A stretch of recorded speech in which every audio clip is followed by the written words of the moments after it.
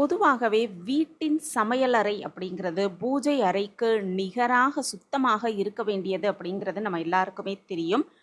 சமைப்பது, பொழுதுபோக்குவது, சிற்றுண்டிய சாப்பிடுவது இப்படி பல வேலைகளில் நம்ம சமையல் அறையில் செய்கிறோம்.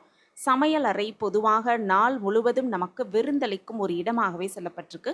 வீட்டின் மற்ற பகுதிகளை விட அழுக்காகும் இடம் அப்படின்னு பார்த்தோன்னா சமையல் அறை தான்.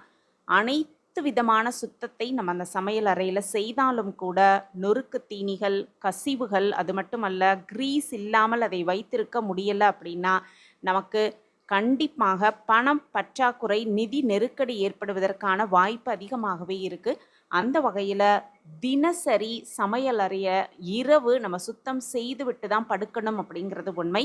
அப்படி எப்படி நம் சமையல் அறையை இரவு தூங்குவதற்கு முன்பாக சுத்தம் செய்தோன்னா பணம் பெருகும் அப்படின்னும் நிதி நெருக்கடி சம்பந்தமான பிரச்சனைகள் குறையும் அப்படிங்கிறத இந்த பதிவில் நம்ம தெரிஞ்சுக்கலாம். வணக்கம். நம்ம இறையொளி திருவருள் சார்பாக உங்க எல்லாருக்குமே அன்பான வணக்கங்க. சமையல் அறையை சுத்தமாக வைத்திருப்பது அப்படிங்கிறது மிக மிக ஒரு முக்கியமான ஒன்று.